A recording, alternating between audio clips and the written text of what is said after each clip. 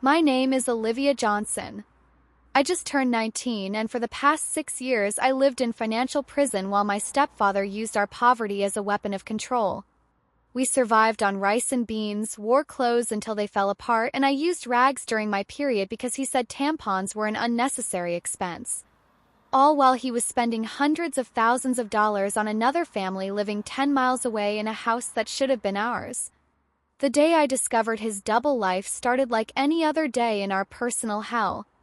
I woke up at 4:30 in the morning to get ready for my job at the 24-hour diner where I worked the breakfast shift before my community college classes. Our apartment was freezing because Gary had set the thermostat to 58 degrees to save money. I could see my breath in the air as I dressed in the dark, not wanting to wake my mother who had just gotten home from her night shift at the hospital. I wrapped myself in 2 sweaters, both with holes I had tried to patch myself, and made my way to the kitchen. The refrigerator was nearly empty, as usual. Half a loaf of bread that was starting to mold, which I would cut around.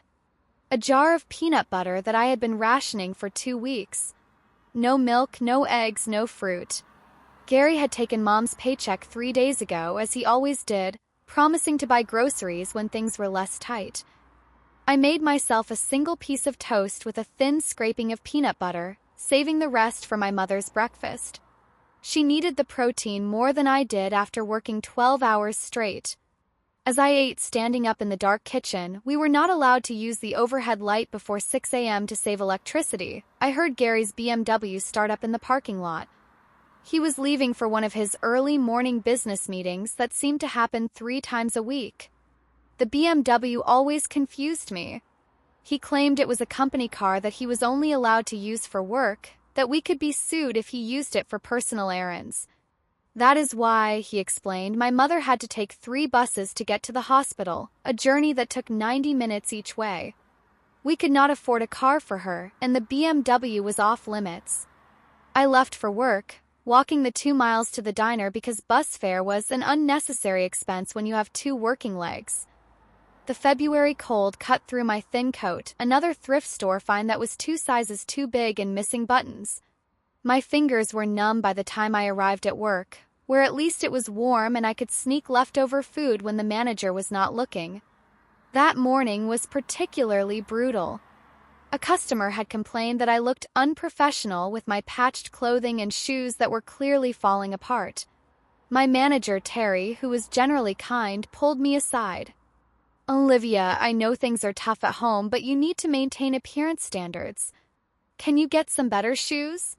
"I will try," I promised, knowing it was impossible.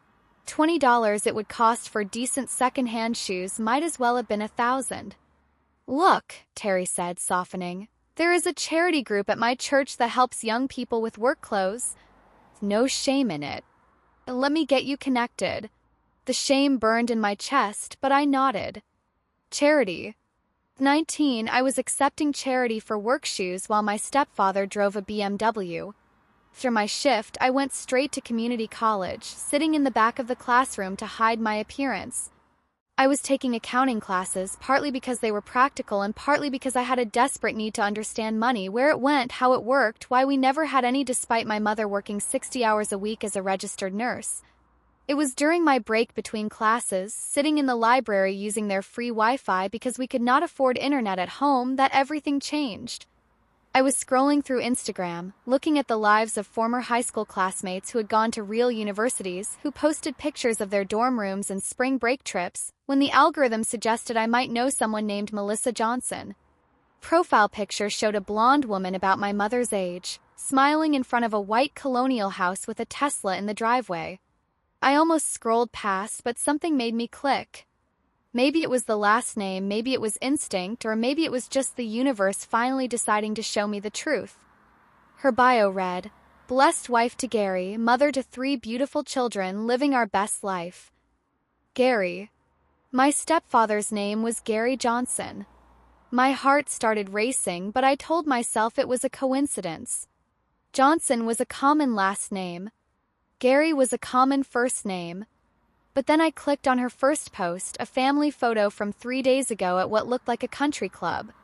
There was Melissa in a designer dress I recognized from the Nordstrom website. I sometimes browsed to torture myself with things I could never afford. 3 children in coordinated Ralph Lauren outfits. And there, with his arm around them all, wearing a suit that probably cost more than our annual rent, was my stepfather. The same man who had told my mother that morning that we could not afford to fix our broken refrigerator. The same man who made me walk to work in falling apart shoes.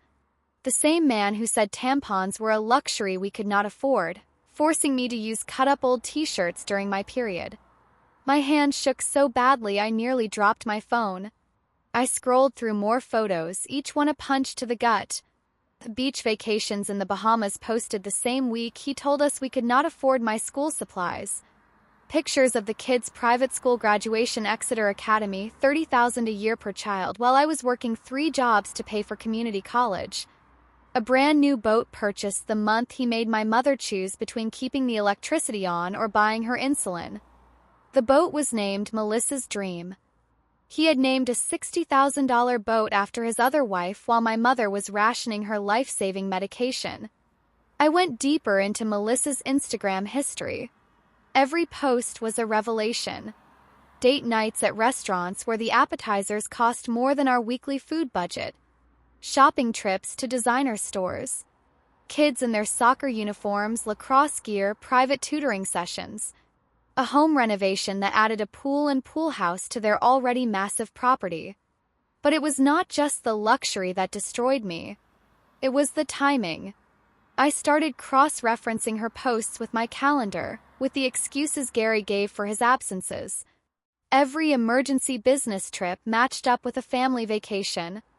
Every late night at the office corresponded with date nights Melissa posted. Every weekend conference was actually soccer games and dance recitals for his other children. A photo from Christmas made me run to the bathroom to vomit. There was Gary in matching pajamas with his other family, in front of a 12-foot tree covered in what had to be thousands of dollars of decorations. The caption read, "Perfect Christmas morning with my perfect family. Gary surprised the kids with new iPads and me with this stunning diamond necklace." That same Christmas morning, Gary had told us Christmas was a commercial scam, and that we should be grateful just to have a roof over our heads. My mother had cried in the bathroom, thinking I could not hear because she could not afford to give me a single present. I had told her I did not need anything, that being together was enough, while inside I was dying of shame and deprivation. I went back further, needing to understand the timeline. Melissa's wedding anniversary post from 5 years ago stopped me cold. 7 amazing years with this man. Here is to 70 more. 7 years ago, Gary had married my mother.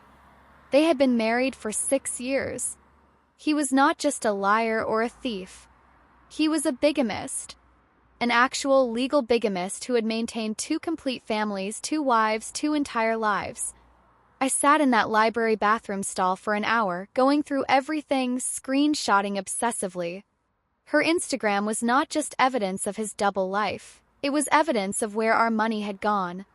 Every dollar my mother earned, every sacrifice we made, every meal we skipped, it had all gone to fund this other family's luxury. There was a photo from 2 years ago that particularly broke me. Melissa had posted about their son's emergency appendectomy, praising Gary for being such a devoted father, never leaving his side at the hospital. The date matched exactly with when my mother had been in a car accident, not her fault, hit by a drunk driver. She had a concussion and broken ribs. Gary had told her he could not get out of work, that she would have to take the bus home from the hospital. I had to skip classes to take care of her because we could not afford a home health aide and Gary was too busy with work. He was not busy with work. He was sitting by another child's hospital bed, playing devoted father while my mother cried from pain and I tried to help her to the bathroom with her broken ribs. The rage that filled me was unlike anything I had ever experienced. It was not hot anger, it was cold, calculating fury. I wanted to destroy him. Not physically, but completely. I wanted to take apart his entire constructed reality piece by piece until there was nothing left but the truth of what he was. But I needed more than Instagram posts. I needed proof, documents, evidence that would stand up legally. And I needed to be smart about it because Gary monitored everything. He checked my mother's phone regularly, had installed tracking apps on both our devices for safety, and had all our passwords because families should not have secrets. I started with what I could access without raising suspicion. The library had public computers he could not monitor, and I used them to research. I found property records online. The house Melissa lived in was valued at $450,000, purchased 5 years ago. The down payment timing matched when my father's life insurance had mysteriously been invested in a failed opportunity. My father, my real father who had died when I was 12, leaving a $200,000 life insurance policy specifically for my education and our security. Gary had convinced my mother to let him invest it, promising to double it within 5 years. When she asked about it now, he would get angry, saying she was being ungrateful, that investments took time, that she did not understand finance. But I was studying accounting. I understood finance. And I understood that he had stolen my dead father's money to buy a house for his other family. I dug deeper into public records. Marriage certificates were public in our state. I found both of them. His marriage to my mother, Patricia Johnson, on June 15, 2018, and his marriage to Melissa Smith, now Johnson, on April 3, 2017. He had married Melissa first, then married my mother while still legally married to her. The fraud went deeper than just bigamy. I found business registrations for his supposed consulting firm. It was registered at Melissa's house address. Tax records showed he claimed that address as his primary residence. We were not even his official family. We were the secret, the side family, the ones he hid. But why maintain both? Why not just leave my mother if he had this other perfect life? The answer came when I managed to access one of my mother's old email accounts she had forgotten about, from before Gary made her create a new one he could monitor. There were bank statements from before they met showing her excellent credit score, her savings account with $40,000, her steady nursing income. Gary had targeted her. A widow with good credit, steady income, and a teenage daughter too young to understand financial abuse. He had systematically drained everything, the savings, the life insurance, her credit. He had taken loans in her name, maxed out credit cards she did not know existed, destroyed her financial life while building his own with Melissa. We were not his second family. We were his ATM. I printed everything at the library, using the last of my tip money from the diner to pay for copies. Marriage certificates, property records, business registrations, the Instagram posts showing dates and expenditures. I created a file, then made 3 copies, hiding them in different places, one in my locker at work, one with a trusted professor, one in a safety deposit box I opened using my tips, telling the bank it was for important documents for college. But I needed more. I needed financial records, proof of the theft, evidence that would not just expose him but destroy him legally and financially. That opportunity came 2 weeks later when Gary went on another business trip, which I now knew was a vacation to Disney World with his other family, based on Melissa's excited posts about surprising the kids with the happiest place on earth. While he was gone, I broke into his home office. The lock was simple. I had learned to pick it from YouTube videos, practicing on padlocks from the dollar store until I could do it in under a minute. Inside was a treasure trove of evidence. 2 complete sets of books, one showing our poverty, our struggles, my mother's destroyed credit. Another showing his real finances, the money flowing from my mother's account to various shell companies, then to Melissa's accounts. Bank statements for accounts we did not know existed. Credit cards in my mother's name with bills going to Melissa's address. Loan documents my mother had supposedly signed, but the signatures did not match. He had been forging her signature for years. I photographed everything with a digital camera I had borrowed from the college newspaper, telling them I was working on a story about student poverty. The irony was not lost on me. I was living the story. In his files, I found something that made me actually gasp out loud. Adoption papers. He had been in the process of legally adopting me, which would have given him control over any inheritance from my father's family. My paternal grandparents had died the previous year, leaving their estate to their grandchildren. I was their only grandchild. The estate was not huge, but it was significant, about $300,000 tied up in probate. Gary was planning to adopt me, claim the inheritance, and steal that too. Over his dead body, I thought, then realized that might be the only way to stop him. But there was a better way. A legal way. A way that would destroy him completely. I needed Melissa. Question was how to approach her. This woman thought she had the perfect life with a devoted husband who provided abundantly for their family. How do you tell someone their entire life is built on the suffering of others? How do you destroy someone's happiness, even if that happiness is stolen? I spent a week writing and rewriting an email, trying to find the right words. Finally, I decided simple truth was best. Subject: we need to talk about Gary Johnson. Dear Melissa, my name is Olivia Johnson. Gary Johnson is my stepfather. He has been married to my mother, Patricia Johnson, for 6 years. They were married on June 15, 2018, in a civil ceremony in Portland. I am attaching their marriage certificate. I know this is shocking, and your first instinct will be to not believe me. But I have extensive proof. Gary has been living a double life, maintaining 2 families, using money stolen from my mother and me to fund your lifestyle while we live in poverty. I am not contacting you to hurt you or your children. You are victims in this too. But I need your help to stop him and get justice for all of us. If you are willing to meet, I can show you everything. If not, I understand, but I will be proceeding with legal action either way, and you should know what is coming. I am 19 years old. I work 3 jobs to pay for community college while you live in a house bought with my dead father's life insurance money. My mother is a nurse who works 60 hours a week but cannot afford her insulin because Gary takes every penny. We have gone hungry while your children attend private school. This is not your fault. But now that you know, what happens next is your choice. Olivia. I attached their marriage certificate and one photo Gary at our apartment, dated and time-stamped from his own phone's metadata, taken during a time when Melissa's Instagram showed them supposedly on vacation together. I sent it on a Thursday night from the library computer using an encrypted email service, then waited. The response came Friday afternoon. This is sick. I don't know who you are or what you want, but my husband is at a business conference in Seattle right now. Stop harassing me or I'll call the police. I checked her Instagram. She had just posted a story from a restaurant alone, captioned, "Missing my hubby while he's working hard in Seattle." I responded immediately. He's not in Seattle. He's at our apartment at 423 Maple Street, Unit B. The blue Honda Civic with the broken taillight in spot 15 is my mother's car that she had to buy from a buy here pay here lot at 23% interest because Gary destroyed her credit.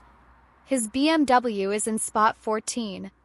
The one he tells you is a company car but is actually registered in his name. If you don't believe me, drive by. Or better yet, knock on the door. Ask for Patricia Johnson. Tell her you're looking for your husband. 20 minutes later, my phone rang from an unknown number. I was at my second job, stocking shelves at a grocery store, but I stepped outside to answer. Is this Olivia? The voice was shaky, scared, trying to hold it together. Yes. Melissa. I drove by. His car is there. I saw him through the window. With a woman. Having dinner. Like a normal dinner. Like a family dinner. That woman is my mother. She's his wife. His other wife. This cannot be real. This cannot be happening. We have children. We have a life. We have a life built on our suffering, I said, not unkindly but firmly. Melissa, your house was bought with my dead father's life insurance money. Your children's private school is paid for with my mother's nursing salary. Your renovations, your vacations, your Tesla, it's all stolen money. She was crying now, ugly sobs that made me feel both sympathy and a sick satisfaction. She was feeling a fraction of what we had felt for years. I need to see the proof, she said finally. All of it. Tomorrow. Noon.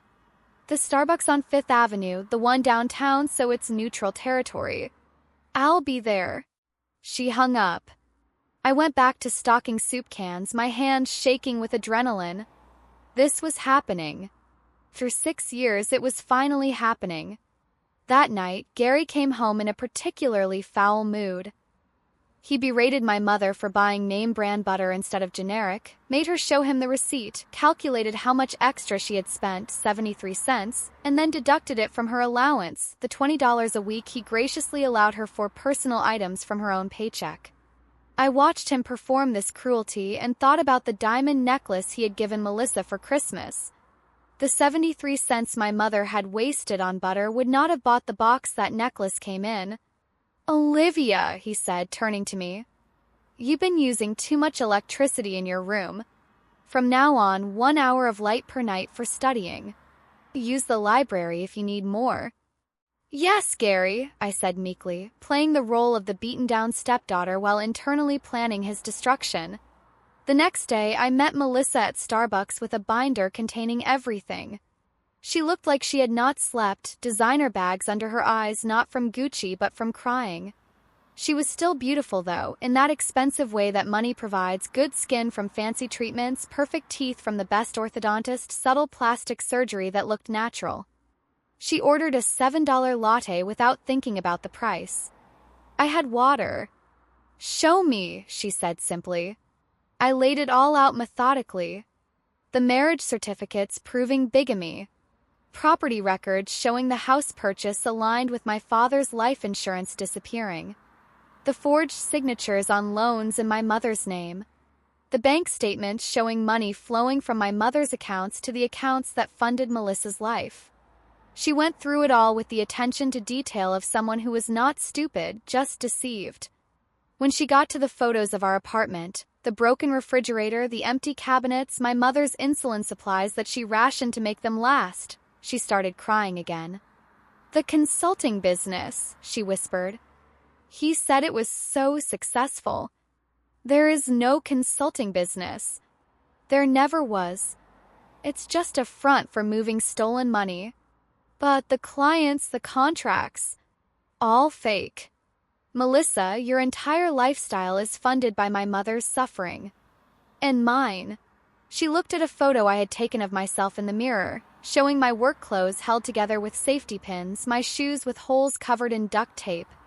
Then she looked at her own outfit, probably worth $2,000 from head to toe.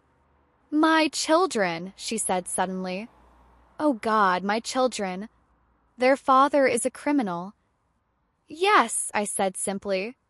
"He is. What do you want from me?" "I want justice. I want him in prison. I want every penny he stole returned. And I need your help to do it." "How?" "You have access to everything. The house is in your name. The accounts are in your name." He thought he was protecting himself by keeping his name off everything, but he actually gave you all the power.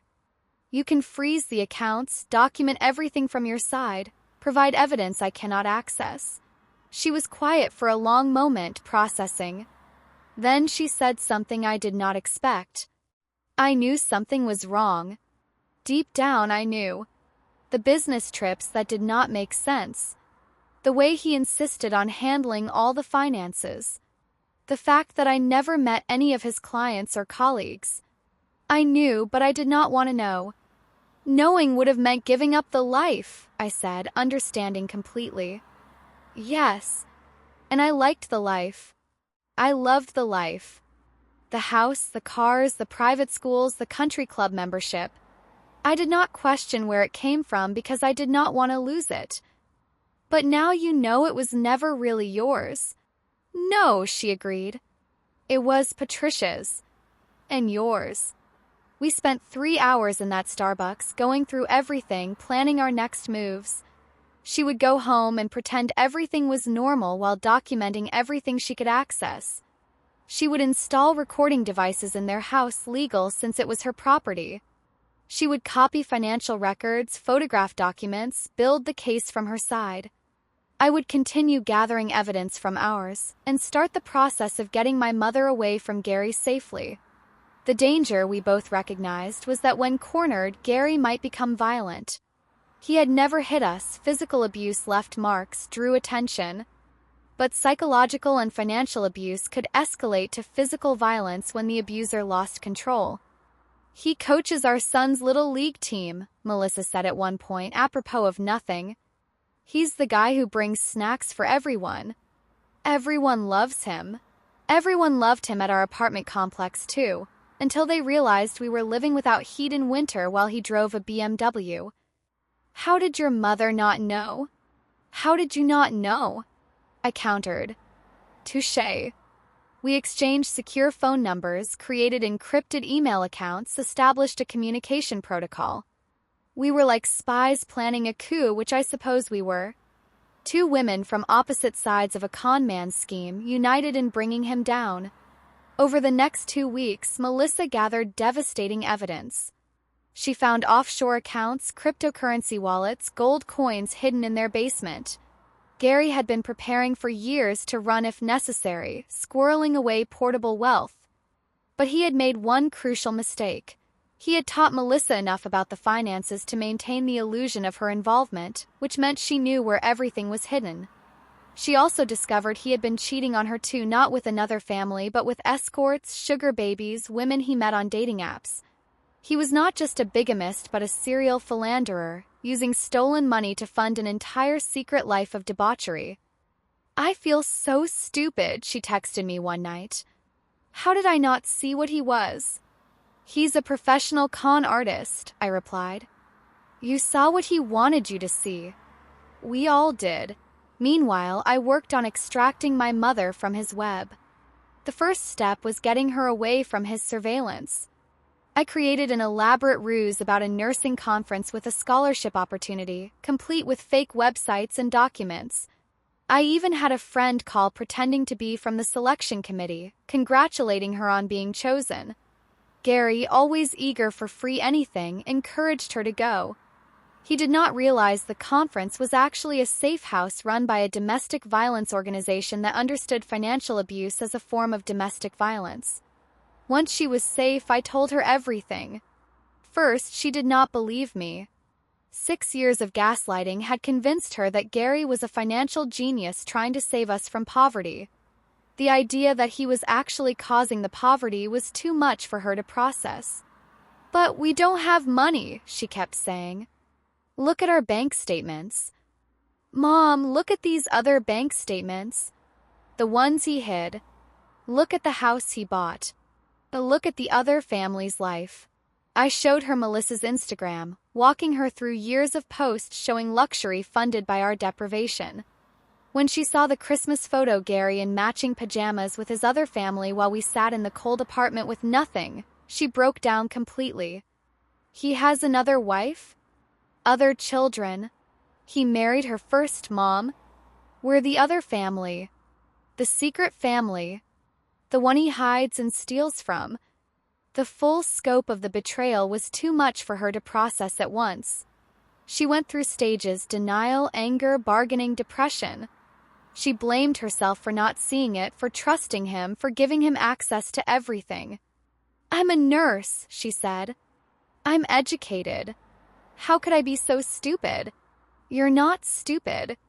You're traumatized. There's a difference." The safe house counselors worked with her on understanding financial abuse, on recognizing the sophisticated manipulation Gary had employed. They showed her stories of other women, doctors, lawyers, professors, who had been similarly deceived. Intelligence was no protection against a skilled manipulator. While Mom was processing and healing, Melissa and I prepared for the legal battle. We hired lawyers, 2 different firms to avoid conflicts of interest, but ones that could work together. Melissa took out a loan against the house to pay for both, using Gary's own stolen assets to fund his prosecution. The lawyers were amazed at the evidence we had compiled.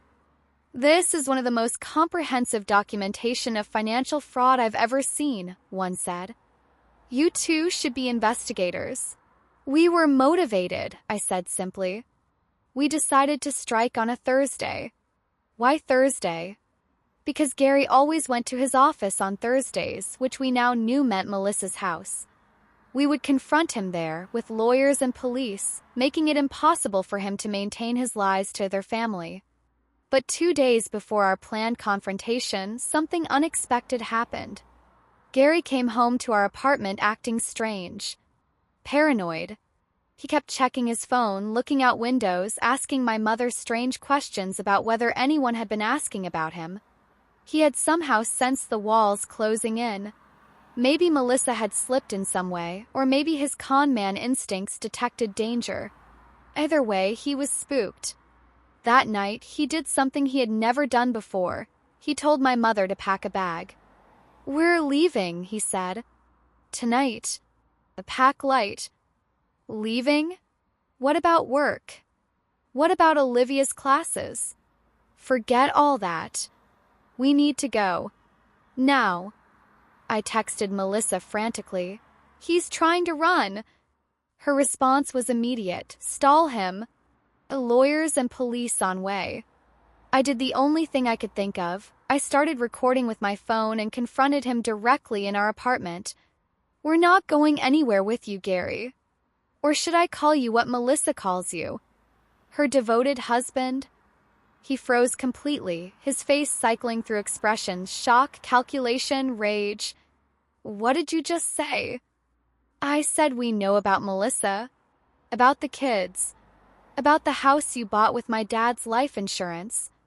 About the private schools funded by Mom's paychecks. We know everything." My mother gasped, still not fully processing even after everything I had shown her. "Gary, what is she talking about?" "She's confused," he said smoothly, the con man's mask sliding back on.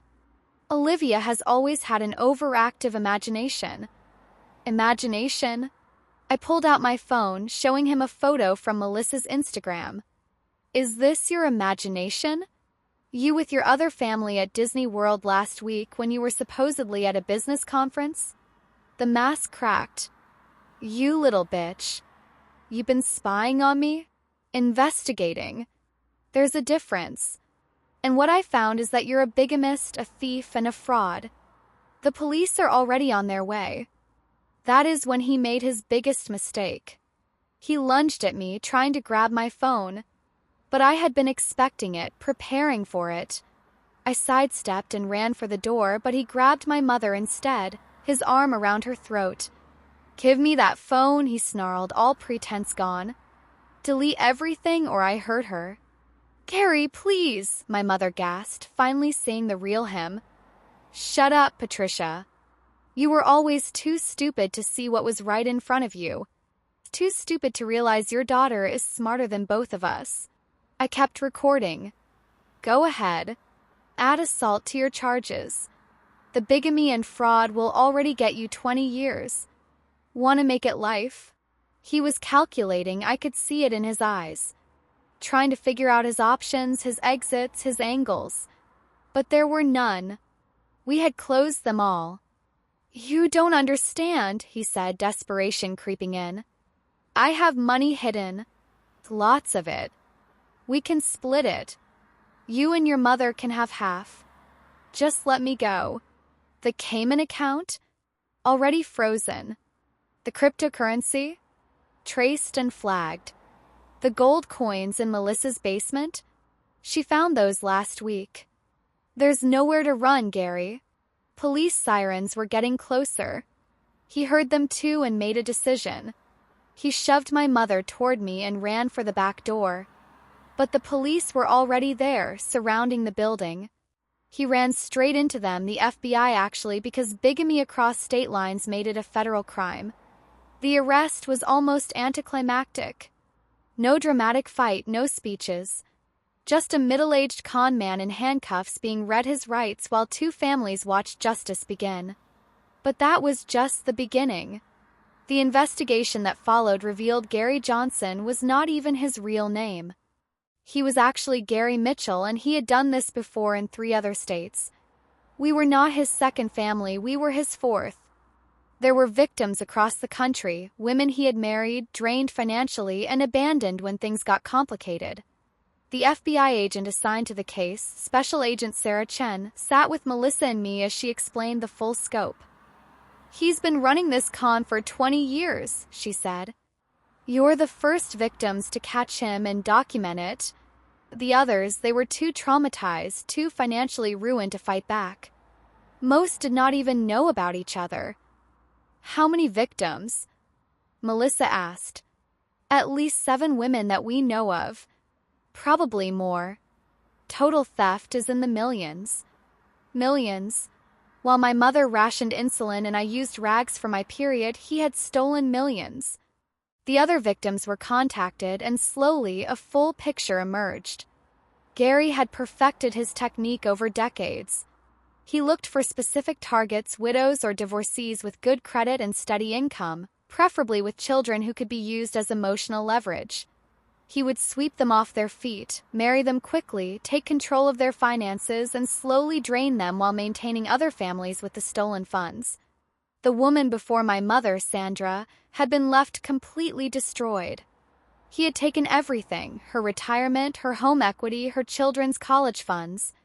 She was living in a shelter when the FBI found her. She cried when she learned he had finally been caught.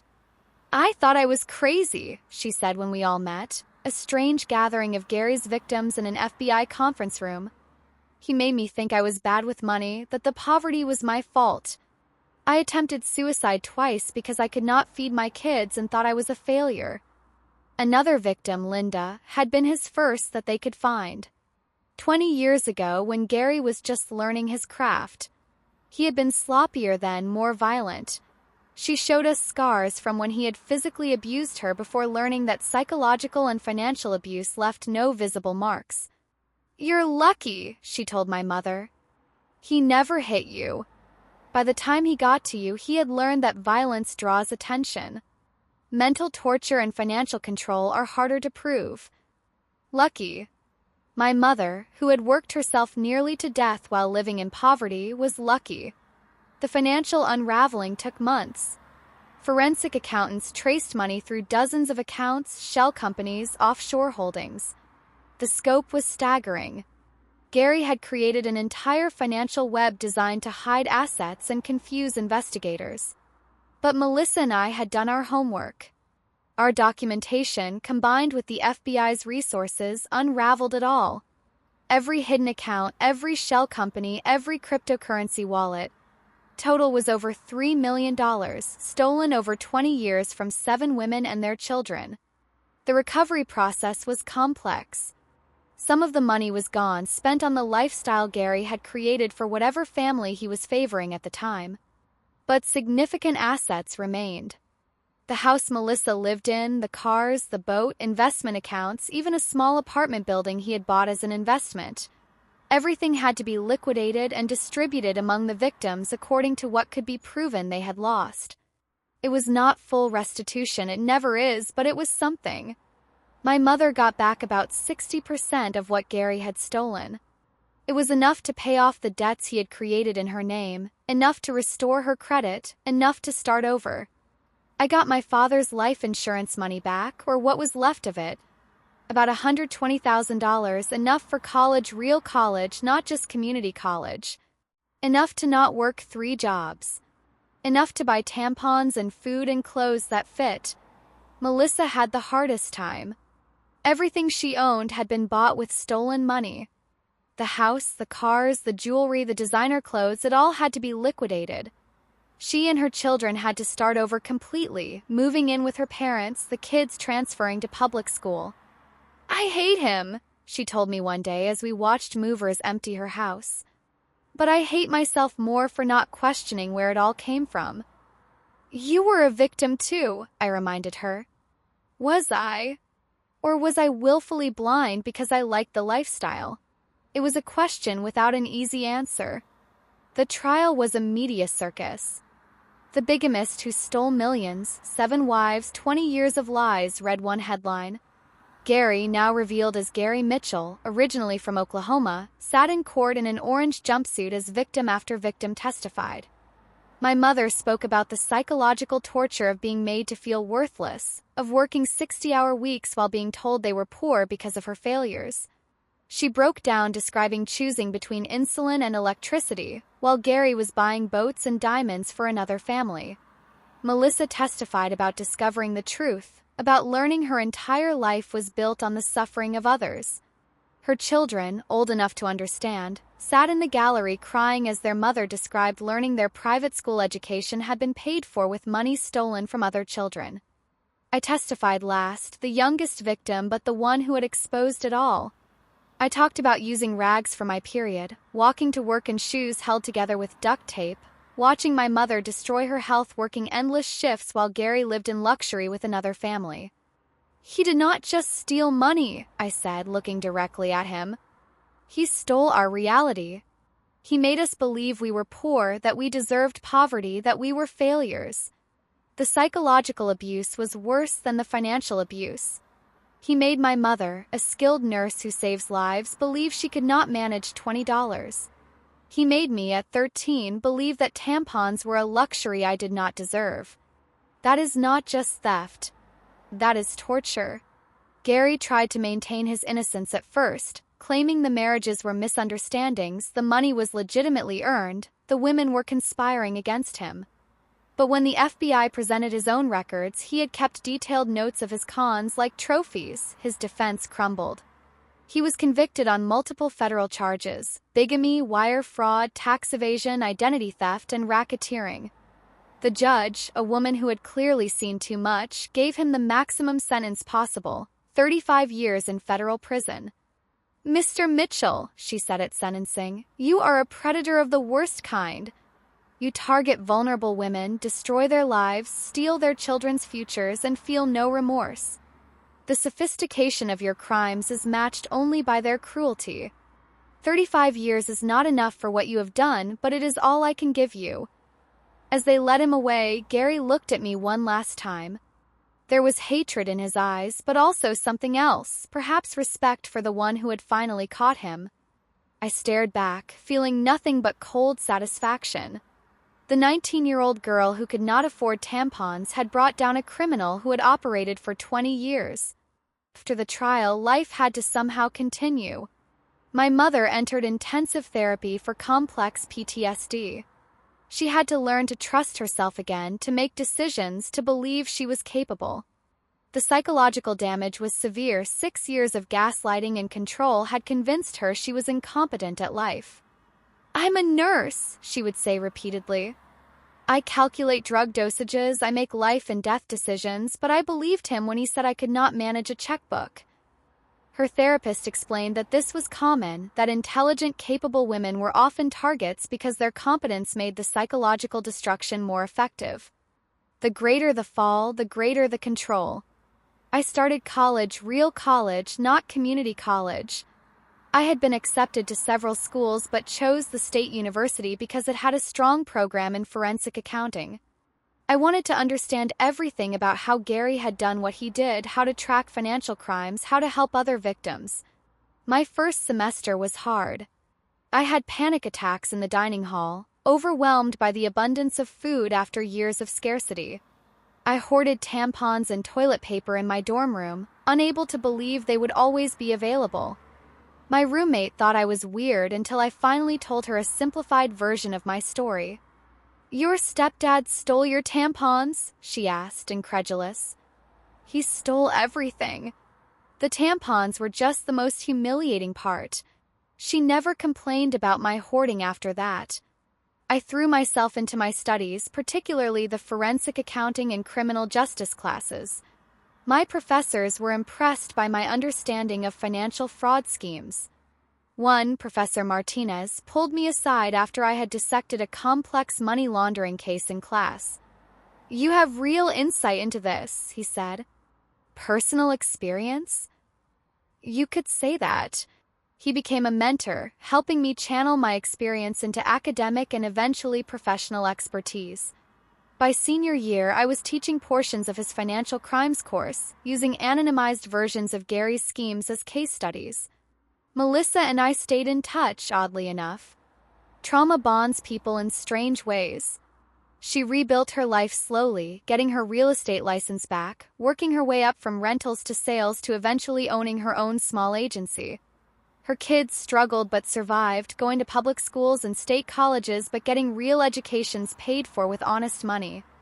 "They're better people for it," she told me at my college graduation. "The entitlement is gone.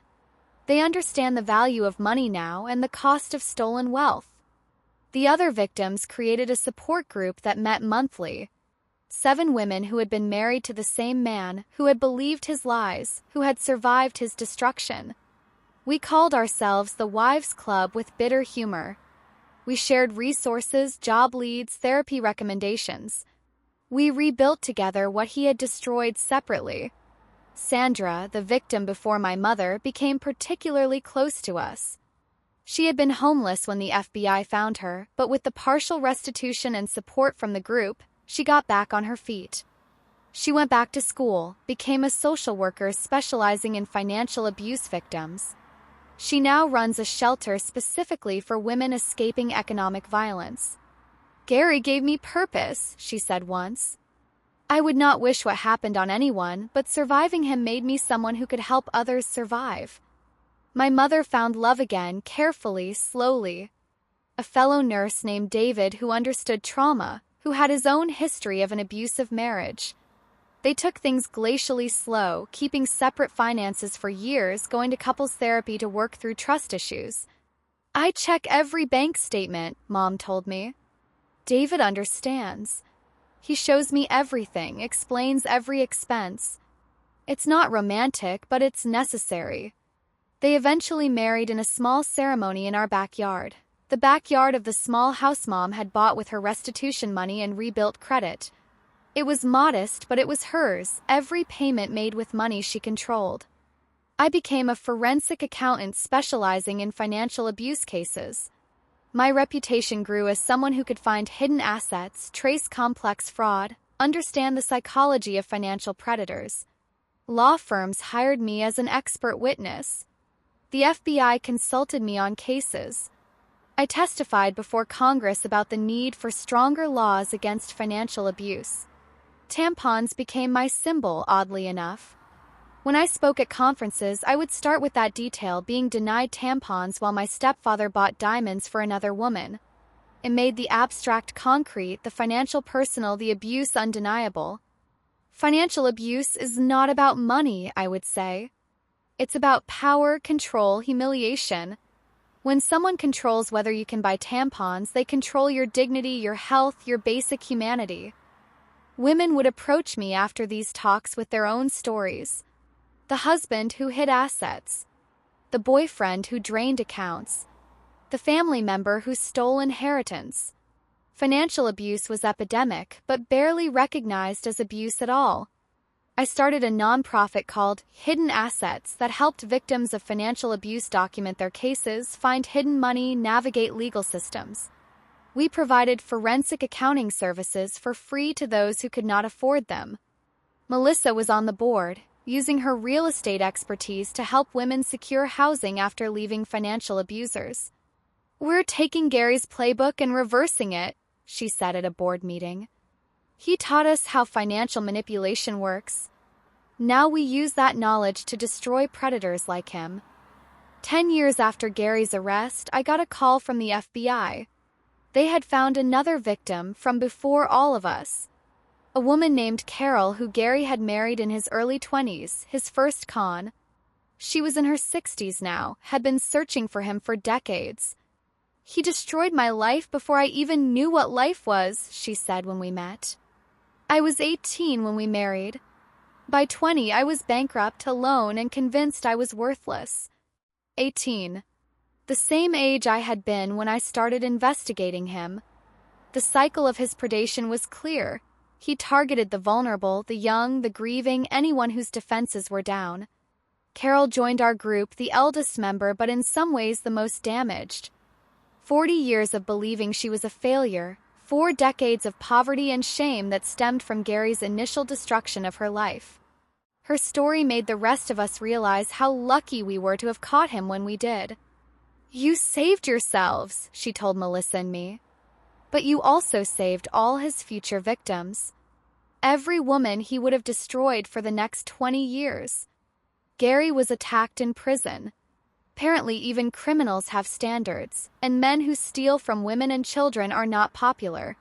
He survived but was permanently disabled, confined to a wheelchair, dependent on others for basic needs. The irony was not lost on any of us. The man who had made others dependent on him was now truly dependent, truly powerless. "I do not feel sorry for him," my mother said when we heard. "Is that wrong?" "Feeling sorry for him would be wrong," Linda replied. "He felt no sorrow for us. I got married at 28 to a man named James who I met at a financial crimes conference. He was also a forensic accountant, also driven by personal experience. His grandmother had been defrauded by a caregiver. We understood each other's vigilance, the need to check statements, the importance of financial transparency. Our wedding was small but significant. All the wives were there: Mom, Melissa, Sandra, Linda, Carol. My mother walked me down the aisle. Melissa was a bridesmaid. Sandra officiated. We were a family born from trauma but bound by survival. "Love should not hurt," Sandra said during the ceremony. "Love should not impoverish. Love should not diminish. Real love empowers, enriches, elevates. May you always lift each other up, never tear each other down." When I became pregnant a year later, the wives threw me a shower. The gifts were practical, thoughtful, bought with honest money. Carol knitted blankets. Linda made a quilt from fabric she had saved for 40 years. Melissa gave me a year's supply of diapers, joking that at least my child would never know scarcity of basic needs. My mother cried when she held her granddaughter for the first time. "She will never know what we knew," she whispered. "Never." We named her Hope. Seemed appropriate. When Hope was 2, I got another call from the FBI. Gary was being released on a medical compassionate release. His injuries, combined with age and illness, meant he was no longer considered a threat. He would die soon, they said, probably within months. The wives met to discuss what this meant. Some wanted to protest the release. Others wanted to confront him one last time. I wanted nothing, no contact, no closure, no final words. "He's already dead to me," I said. "Has been since the day he was arrested." But Melissa wanted to see him. She needed to ask him why the elaborate deception, why the cruelty, why the choice to destroy lives when he was clearly smart enough to have succeeded legitimately. She went, accompanied by her therapist. The man she found was a shell, paralyzed, dying, abandoned by everyone except the prison medical staff. He apparently showed no remorse, maintaining even then that he was the victim, that we had conspired against him, that we had stolen his life. "He will die believing his own lies," Melissa reported back. "There's no satisfaction in seeing him like this. Just pity. Not for him, but for the waste of intelligence, the waste of potential, the waste of all our lives dealing with his crimes." Gary died 3 months later in a medical prison facility. None of us attended the burial. The state had to pay for it. He had no money, no family that claimed him, no legacy except destruction. But we had legacy. Between us, the wives had helped hundreds of women escape financial abuse. We had changed laws, trained law enforcement, educated the public. We had turned our trauma into purpose, our pain into power. The nonprofit I started had chapters in 12 states. Melissa's real estate agency specialized in helping abuse survivors find safe housing. Sandra's shelter had expanded to 3 locations. Linda wrote a book about financial abuse that became required reading in social work programs. Carol, despite her age, became a peer counselor, proof that it was never too late to rebuild. My mother, now retired, volunteered full-time teaching financial literacy to at-risk women. She had gone from believing she could not manage $20 to teaching others how to manage their entire financial lives. "Gary thought he was stealing our futures," she said at a conference where we were both speaking. "But we stole them back. With interest." Tampons remained my symbol. I kept a box on my desk always, expensive ones, the kind Gary would have said were wasteful. When young women came to my office, confused about whether what they were experiencing was abuse, I would tell them the tampon story. If someone controls your access to basic needs, that is abuse. If someone makes you feel guilty for existing, for having a body that requires care, that is abuse. If someone tells you that your needs are less important than their wants, that is abuse. One young woman, maybe 19 like I had been, came to me with a familiar story. Her boyfriend controlled all the money, told her she was bad with it, made her account for every penny while he spent freely. She was in college but could not afford textbooks. She worked but never saw her paychecks. "Is this abuse?" she asked. "He does not hit me." I showed her the photo from my college days, the girl in falling apart shoes and patched clothes, working 3 jobs while her stepfather lived in luxury with another family. "This was me," I said, living in poverty while the man who controlled our money had millions hidden away. Took me finding his other family on Instagram to understand I was being abused. Financial abuse is real abuse. And you deserve better. She cried then, the relief of being believed, of having her reality validated. I helped her document everything, find hidden accounts, there were 3, get legal help and escape safely. Her boyfriend had been planning to propose, to lock her into marriage before she realized what was happening. "You saved my life," she said months later, free and rebuilding. "You saved your own life," I told her, passing on what had been told to me. "I just showed you it was possible." This is the ripple effect of survival. Each woman who escapes helps another escape. Each story told makes another story possible. Each voice raised makes the next voice louder. Gary thought he was building an empire of lies, a network of deception that would fund his life forever. Instead, he built an army of survivors who now spend their lives exposing men like him, helping women like us, ensuring that financial abuse is recognized, prosecuted, and prevented. My daughter Hope is 5 now. She knows that money is a tool, not a weapon. She knows that love does not involve control. She knows that her needs matter, that her voice matters, that she matters. She will never use rags during her period because someone told her tampons were too expensive while buying diamonds for someone else.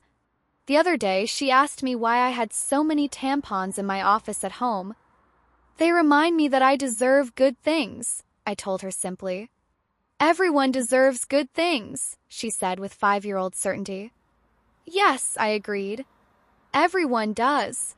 That night, I thought about 19-year-old me in that college library, discovering the truth through an Instagram algorithm's suggestion. How different my life would have been if I had scrolled past, if Melissa had kept her profile private, if any of 1,000 small things had been different. But they were not different. The algorithm showed me the truth. Melissa's public joy revealed our private suffering. Gary's hubris in maintaining such an elaborate deception became his downfall. He stole our money, our credit, our faith in ourselves. But we stole it back. All of it and more. We transformed theft into justice, trauma into purpose, suffering into strength. My name is Olivia Johnson. I am 32 now, a successful forensic accountant, a mother, a wife, a survivor. But I was once a 19-year-old girl who could not afford tampons because my stepfather was funding another family's luxury with our poverty. I exposed him. I destroyed him legally and financially with the help of his other wife. We sent him to prison where he died alone, abandoned, truly poor in every way that mattered. To anyone reading this who wonders if financial control is abuse, it is. To anyone whose partner manages all the money and tells them they are bad with it, you are not. To anyone living in manufactured poverty while suspecting money exists somewhere, trust your instincts. Document everything. Check social media. Look for other accounts, other families, other lives. Financial abuse thrives in secrecy and shame. Expose it to light and it crumbles. You deserve tampons. You deserve food. You deserve dignity, autonomy, and control over your own resources. Anyone who tells you otherwise is an abuser, whether they hit you or not. Financial abuse is real abuse. Manufactured poverty is violence. And you deserve better. We all do. And sometimes justice comes from the most unexpected places, like an Instagram algorithm that suggests you might know your stepfather's other wife, living the life that should have been yours, funded by your mother's labor and your father's legacy.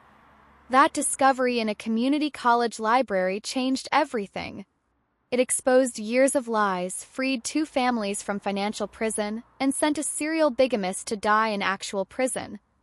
But more than that, it created a network of survivors who now ensure that no woman has to choose between tampons and food, between insulin and electricity, between survival and dignity. We won. Despite everything Gary stole, everything he destroyed, everything he tried to take, we won.